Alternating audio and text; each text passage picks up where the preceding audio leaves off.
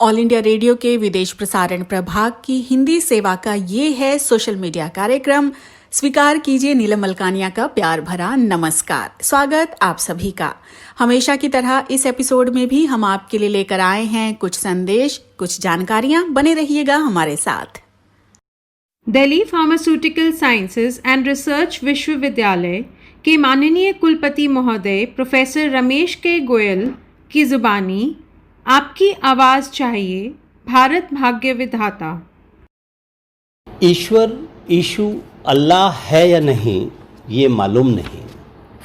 ईश्वर issue अल्लाह है या नहीं ये मालूम नहीं। धरती आकाश और ब्रह्मांड तो है, शायद यही है एक राज्य भाग्य विधाता। वेद पुराण कुरान और बाइबल तो हैं, नहीं समझ में आते हैं क्योंकि गहराई जो इनमें है। विज्ञान की परिभाषा ही सत्य की खोज है, प्रयोग और परिणाम पर ही तो विज्ञान को गर्व है। धरती आकाश और ब्रह्मांड तो हैं, पर फिर भी क्यों है ये एक राज भाग्य विधाता। क्या पुष्पक विमान का सृजन हुआ था? विज्ञान को शायद ये स्वीकार नहीं, क्योंकि शायद ये सिर्फ लिखा है। विज्ञान और अंतरिक्ष यान भी तो बने हैं, यही तो विज्ञान है। प्रमाण जो सबके समक्ष है। धरती आकाश और ब्रह्मांड तो हैं, इसीलिए शायद यह राज है। क्या है भाग्य विधाता? क्या स्वर्ग या नरक में कोई जा सकता है? शायद यह कोई सिद्ध नहीं कर पाया है, लेकिन उड़कर अंतरिक्ष मानव ब्रह्मांड में पहुंच चुका है, इसीलिए यह चांद का अस्तित्व जान पाया है। धरती आकाश और ब्रह्मांड तो हैं, इसीलिए यह राज है शायद भाग्य विधाता। पृथ्वी जल अग्नि वायु और आकाश तो हैं, यह पंचभूत एक प्रमाण है भाग्य विधाता ने जो दिए हैं। विज्ञान काफ़ी हद तक शायद इनको समझ पाया है, पर असमय तूफान सुनामी या भूकंप को अभी तक नहीं समझ पाया है। धरती आकाश और ब्रह्मांड तो हैं, आश्चर्य है फिर भी ये क्यों है राज भाग्य विधाता। दाता या विधाता, किया तो इन्होंने ही जीवों का सृजन है, और मानते हैं इन जीवों का ज्ञान मानव को धरती पर है। लेकिन मानव ने भी तो क्लोन डोनी का सर्जन किया है। शायद विज्ञान को इस प्रगति का स्वाभिमान है। धरती आकाश और ब्रह्मांड तो हैं, इसीलिए शायद है यह राज नहीं विज्ञान कोई भाग्य विधाता। स्वाभिमान ही शायद अभिमान में बदलता है। स्वाभिमान ही शायद अभिमान में बदलता है। जैविक औषध, रॉकेट और स्वचलन ने इसे और भी बढ़ाया है, लेकिन सर्जन पहले जीव का हुआ या वायरस का हुआ? पहले सर्जन जीव का हुआ या वायरस का हुआ, यह विज्ञान अभी तक नहीं समझ पाया है। धरती आकाश और ब्रह्मांड तो हैं, तो फिर क्यों ये सोच लें कि यह है राज भाग्य विधाता। देकर कोरोना धरती पर हाहाकार मचाया है। मक्का से वैकिंगटन तक कोरोना ने कहर दिखाया है।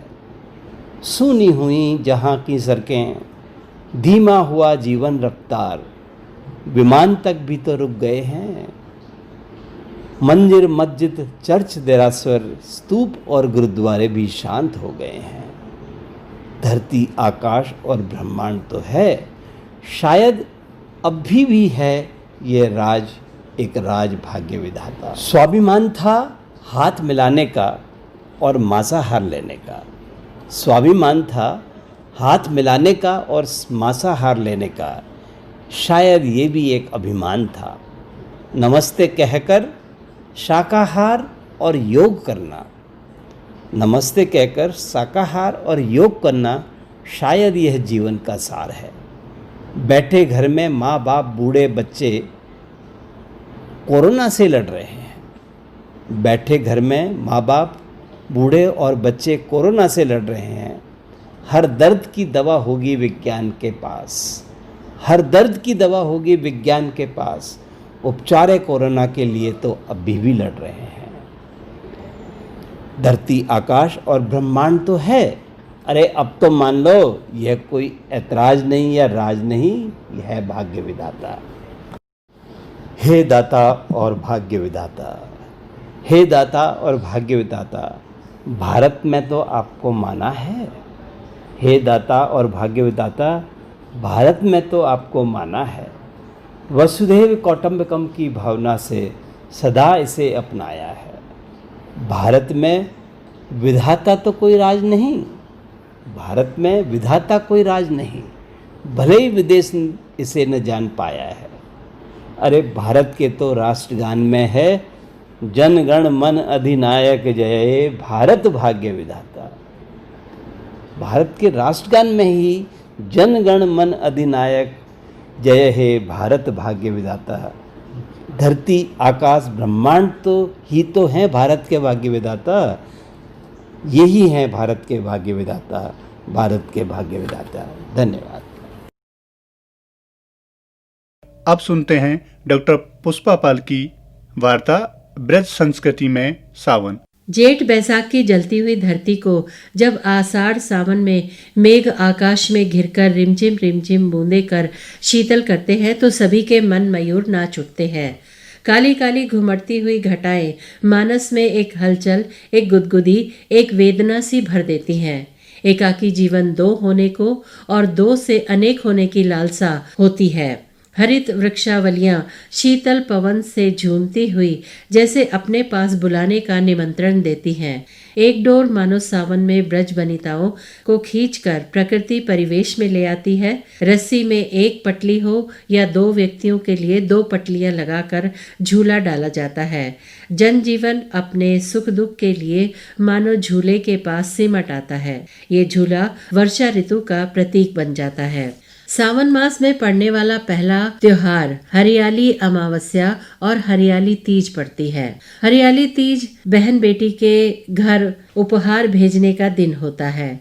विवाह के पश्चात एक वर्ष के जब पहला सावन आता है तो बहू अपने मायके जाती है, तब वहीं उसकी ससुराल से सोहगी या सिंदारा आता है। इसमें चाशनी में पकी हुई मीठी मठरी और खुरमा भी पकवान के रूप में भेजा जाता है। वैसे इसमें बहू के लिए साड़ी, ब्लाउज, आभूषण, चूड़ी, बिंदी और सुहाग का सामान भी आता है।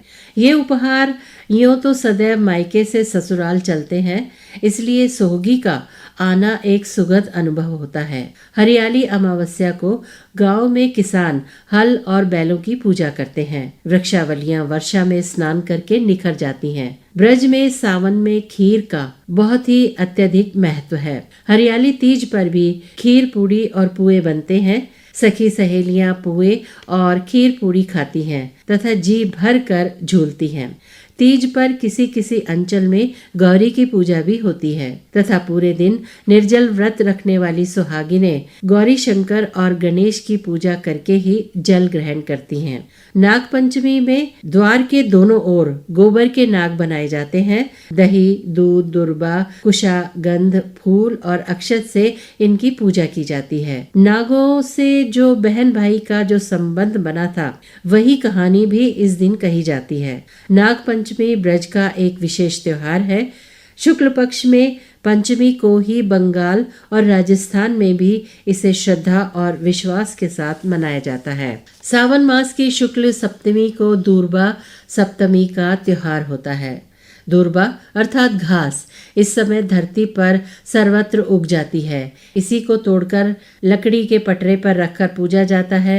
इसे उर्वरा शक्ति की देवी माना जाता है। दूर्बा गणेश जी को विशेष प्रिय है।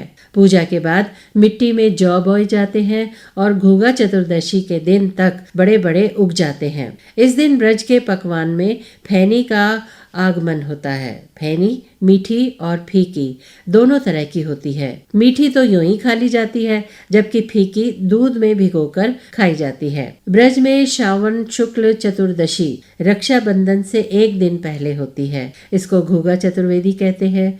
दुर्वा सप्तमी के दिन मिट्टी में जौ बोए जाते हैं, वे सीख की तरह उगकर बड़े बड़े हो जाते हैं। उनको उखाड़कर झूले पर झुलाया जाता है। दूसरे दिन अर्थात रक्षाबंधन के दिन पके हुए चावल, खीर और सेवइयों से पूजा करके इन्हें राखी बांधकर नदी या तालाब में सिराया जाता है। उससे पहले इन्हें भाइयों के कान में खोस दिया जाता है। राखी के साथ इस बात का नेक भी बहन बेटियों को दिया जाता है। इस दिन मीठी सेवइयां फीकी ही उबालकर उसमें घी बूरा मिलाकर भोजन में खाई जाती हैं।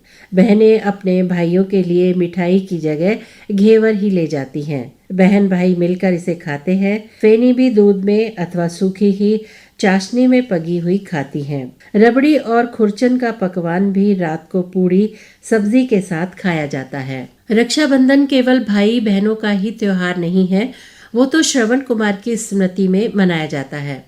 मुख्य द्वार के दोनों ओर माता पिता को कंवर में ढोता हुआ श्रवण कुमार चित्रित किया जाता है। सेवई और चावल से इसकी पूजा होती है तथा एक एक राखी चित्र पर चिपका दी जाती है। फिर स्त्रियां श्रवण कुमार की कहानी कहती हैं अथवा कविता और गीतों में उसका गुणगान करती हैं। घेवर, फैनी, खुरमा, खीर, पूड़ी आदि पकवान बनाए जाते हैं। इस प्रकार ब्रज में श्रावण मास में पूजा के साथ साथ मीठे पकवानों का स्वाद भी लिया जाता है। अभी आप ब्रज संस्कृति में सावन ये वार्ता सुन रहे थे।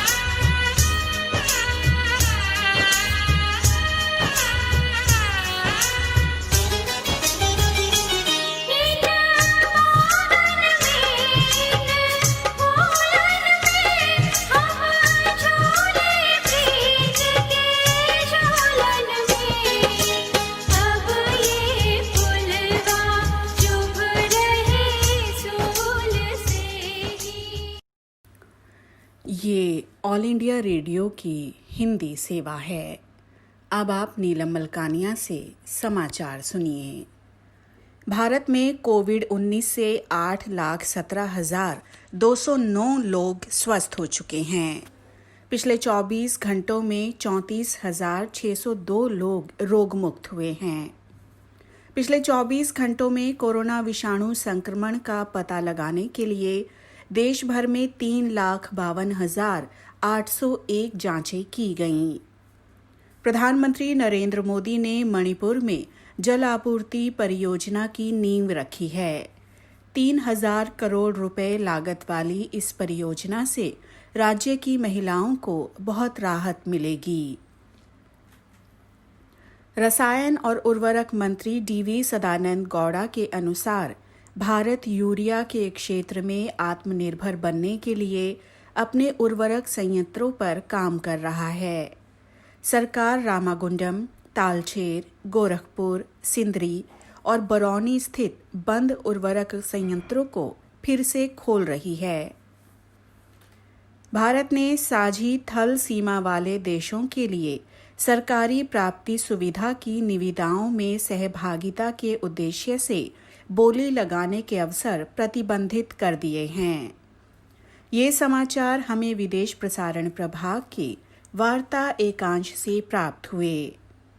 इस्राएल के रक्षा अनुसंधान विभाग ने कहा है कि भारत और इस्राएल एक ऐसी नई जांच विकसित करने के लिए साथ मिलकर कार्य कर रहे हैं जो कोविड-19 संक्रमण का 1 मिनट से भी कम अवधि में पता लगाएगी। पुणे के सेरम संस्थान की अगले माह के अंत तक ऑक्सफोर्ड एस्ट्राजेनेका कोविड-19 टीके की 20 से 30 लाख खुराकें तैयार करने की योजना है। कोविड-19 महामारी की वजह से विश्व भर में लगभग 4 लाख एयरलाइन नौकरियां या तो जा चुकी हैं या खत्म होने की कगार पर हैं। औद्योगिक इकाई का कहना है कि हवाई सेवा से जुड़ी बहुत सी एयरलाइन कंपनियां बंद या दिवालिया हो सकती हैं।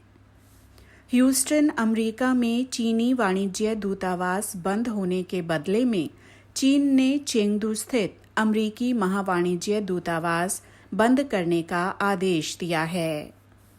चीन में कोरोना विषाणु संक्रमण के बढ़ते मामलों की वजह से टेनिस की वैश्विक व्यावसायिक इकाई ATP ने चीन में होने वाले सभी अंतर्राष्ट्रीय टेनिस कार्यक्रम रद्द कर दिए हैं।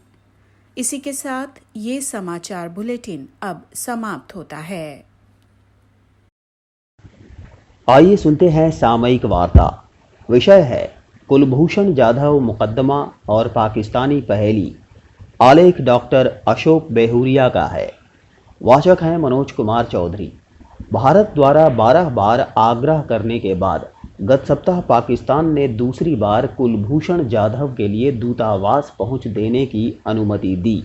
ये पहुंच सितंबर 2019 की पहुंच की तुलना में कहीं अधिक एक दिखावा भर था। भारतीय निवेदन की प्रतिक्रिया में मई 2020 में एक अध्यादेश की घोषणा के बाद पाकिस्तान ने बेरोक, निर्बाध तथा बिना शर्त के पहुंच देने के प्रति आश्वस्त किया था। स्पष्ट रूप से ये अध्यादेश पाकिस्तान में तबाही मचाने तथा जासूसी करने के मनगढ़ंत मामले में अप्रैल 2017 में सैन्य अदालत द्वारा जाधव को मौत की सज़ा सुनाए जाने के फैसले पर अंतर्राष्ट्रीय अदालत द्वारा पुनर्विचार करने तथा समीक्षा करने के लिए एक प्रभावी तंत्र प्रदान करने संबंधी जुलाई 2019 में मिले निर्देश का अनुपालन है। ऐसी आशा थी कि पाकिस्तान अपने आश्वासन का सम्मान करेगा। भारतीय पक्ष से विरोध दर्ज किए जाने के बावजूद भारतीय उच्चायोग के 2 अधिकारियों को डराए धमकाए जाने के साथ पाकिस्तानी अधिकारियों की उपस्थिति में इस पहुंच की स्वीकृति दी गई। पूरी बैठक की रिकॉर्डिंग हो रही थी तथा पाकिस्तानी अध्यादेश के प्रावधानों के अनुसार मामले को आगे बढ़ाने के लिए जाधव का हस्ताक्षर लेने तथा समीक्षा के लिए अपील करने संबंधी उनके कानूनी अधिकारों पर उनसे स्वतंत्र बातचीत कर पाना संभव नहीं था। भारत ने कहा है कि ये तरीका न ही अर्थपूर्ण था और न ही विश्वसनीय। भारत ने पाकिस्तान के इस व्यवहार को बाधा डालने वाला तथा कपटी कहा है। ये स्पष्ट है कि पाकिस्तान ने ICJ के फैसले को निष्ठापूर्वक क्रियान्वित करने के प्रयास के बजाय पूरी घटना को जनसंपर्क के अभ्यास में परिवर्तित कर दिया है। मज़ेदार बात यह है कि गत महीने पाकिस्तान के additional attorney general Ahmad Irfan ने मीडिया को सूचित किया था कि जाधव को 17 जून को पुनर्विचार याचिका दायर करने के लिए बुलाया गया था, लेकिन उसने अपनी सजा तथा दोष सिद्धि पर पुनर्विचार किए जाने की कार्यवाही को ठुकरा दिया था। अध्यादेश के अनुसार जाधव को 60 दिनों के भीतर अपनी पुनर्विचार याचिका दायर करनी होगी। ये समय सीमा पहले ही समाप्त हो चुकी है। हालांकि अब पाकिस्तान के विदेश मंत्री शाह महमूद कुरैशी ने किसी भी पाकिस्तानी अधिकारी की उपस्थिति के बिना ही तीसरी बार दूतावास की पहुंच देने की सुविधा की पेशकश की है। भारत ने बार बार कहा है कि दूतावास के अधिकारियों तथा जाधव के बीच किसी प्रकार की बातचीत आवश्यक रूप से एकांत में बिना किसी पाकिस्तानी अधिकारी की उपस्थिति के होनी चाहिए तथा पाकिस्तान को इसकी रिकॉर्डिंग नहीं करनी चाहिए, ताकि जाधव प्रतिहिंसा की किसी प्रकार की चिंता किए बगैर मन की बात कह सकें।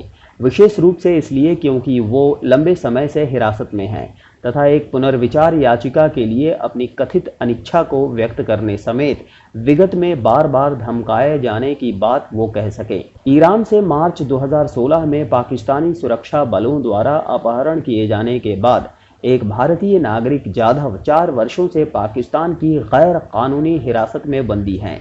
बाद में 10 अप्रैल 2017 को एक सैन्य अदालत ने उन्हें फांसी की सजा सुना दी। भारत इस मामले को 8 मई को ICJ में लेकर गया तथा 10 दिनों के बाद ICJ ने प्रावधान सम्मत उपायों के माध्यम से पाकिस्तान को आदेश दिया कि वो सुनिश्चित करे कि जाधव को फांसी नहीं दी गई है तथा अदालत द्वारा अंतिम निर्णय लिया जाना शेष है। 2 वर्षों के बाद 17 जुलाई 2019 को अदालत ने भारतीय तर्क को सही ठहराते हुए कहा कि जाधव की गिरफ्तारी को लेकर भारत को सूचित न करके दूतावास संबंधों पर 1963 के वियना कन्वेंशन का पाकिस्तान ने उल्लंघन किया है और इसमें भारत को इसके पहुंच के अधिकार से वंचित करने के साथ दूतावास सहायता देने तथा जाधव को कानूनी विरोध पत्र दर्ज कराने की व्यवस्था देने से भी इनकार किया है। अदालत ने पाकिस्तान को जाधव को उनके अधिकारों को लेकर सूचित करने तथा भारतीय दूतावास की पहुंच प्रदान करने के निर्देश दिए।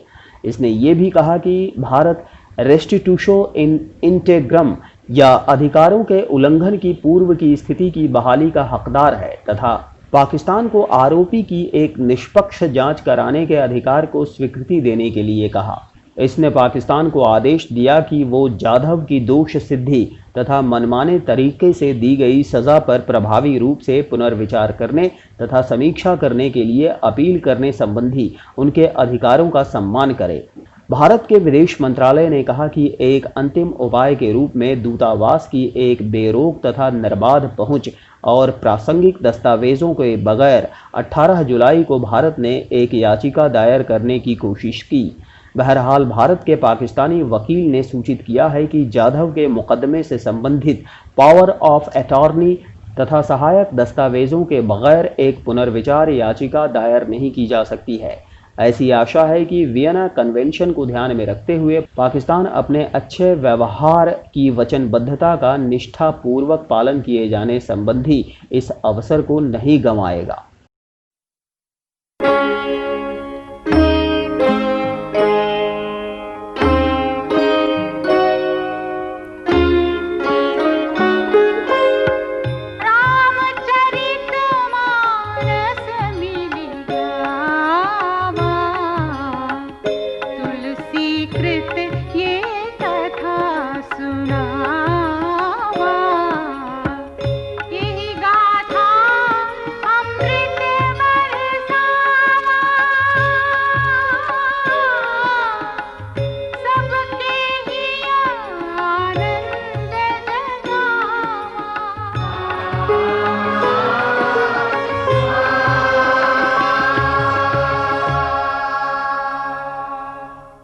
श्री रामचंद्र के ब्रह्म होने के संबंध में पूछे गए पार्वती के प्रश्न का उत्तर देते हुए भगवान शिव उनकी इस शंका को लोक कल्याणकारी बताते हैं।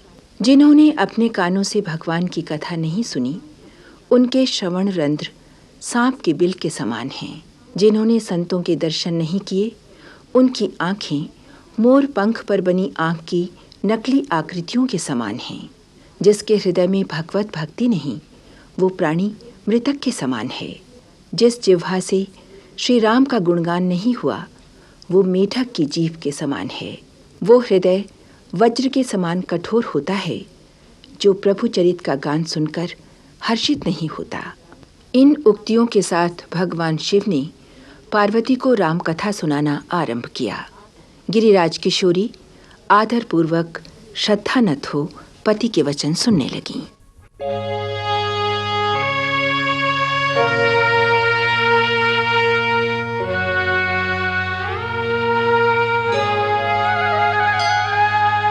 राम कृपाते पार्वती, सपने हूँ तव मन माहि।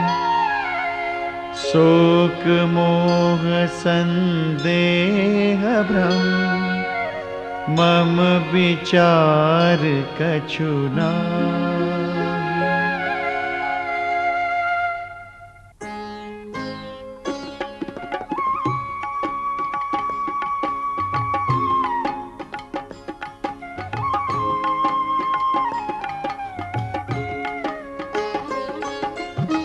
तदपि असंका कीन्यु सोई, कहत सुनत सब करहित होई।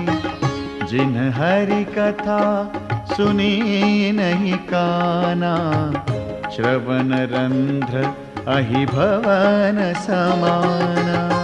नयन निसंत दरस नहीं देखा, लोचन मोर पंख कर लेखा। ते सिर कटु तुम बरी समतूला, जैन नमत हरि गुर पर मूला। जिन्ह हरि भगति हृदय नहीं आनी, जीवत सब समान ते प्राणी। जो नहीं करई राम गुण गाना, जीह सो दादुर जीह समाना। कुलिस कठोर निठुर सोई छाती, सुनि हरि चरित न जो हर्षाति। गिरिजा सुनहु राम कै लीला, सुरहित दनुज विमोहन शीला।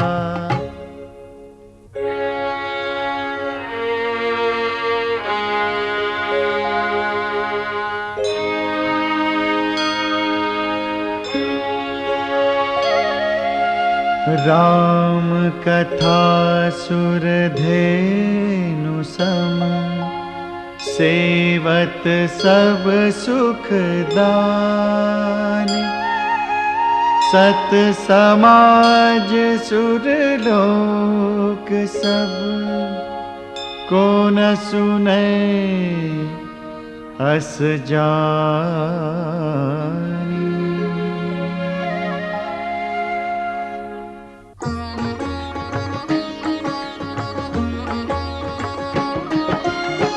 राम कथा सुंदर करतारी, संशय विहग उड़ावनिहारी। राम कथा कलि बिटप कुठारी, सादर सुनु गिरिराज कुमारी।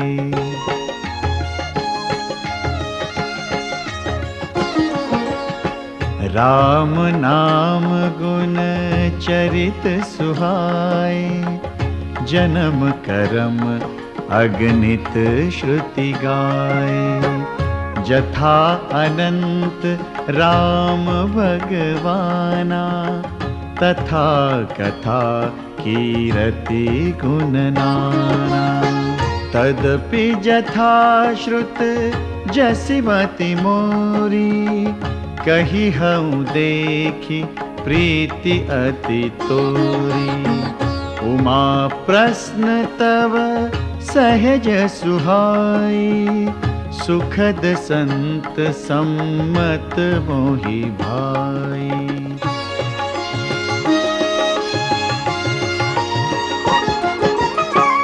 एक बात नहीं मोहि सुहानी, यद्यपि मोह बस कहेहु भवानी।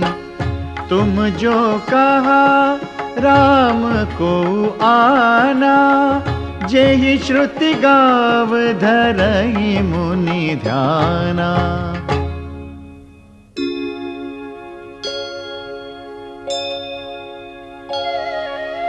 कहहि सुनहि अस अधम नर, ग्रसे जे मोह पिशाच। पाखंडी हरिपद विमुख, जानहि झूठ न साच।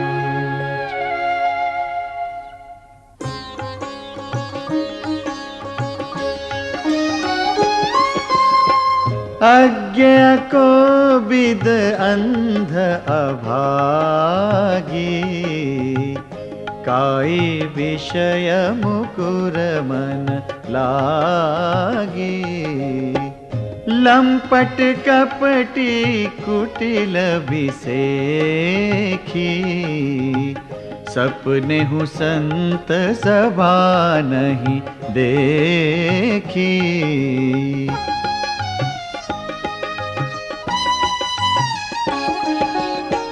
कहहि ते वेद असम्मत वाणी, जिनके सूझ लाभु नहीं हानि।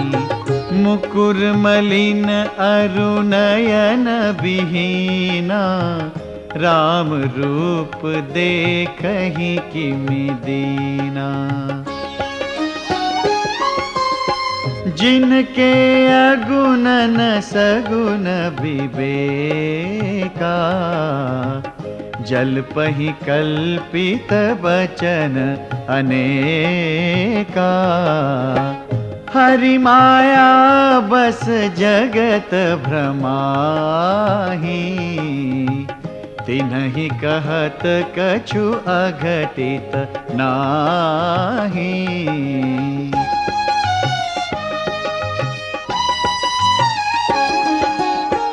बातुल भूत विबस मतवारे, ते नहीं बोलहि बचन विचारे।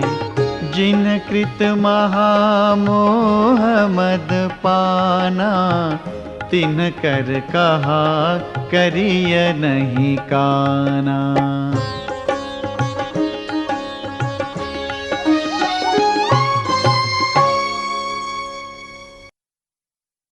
कार्यक्रम आपको कैसा लगा हमें ज़रूर बताइएगा esth.radiomail@gmail.com पर। अपना ध्यान रखिए, अपने परिवार का ध्यान रखिए। अगले अंक में हम फिर हाजिर होंगे। अब मुझे यानी नीलम मलकानिया को दीजिए इजाज़त। नमस्कार।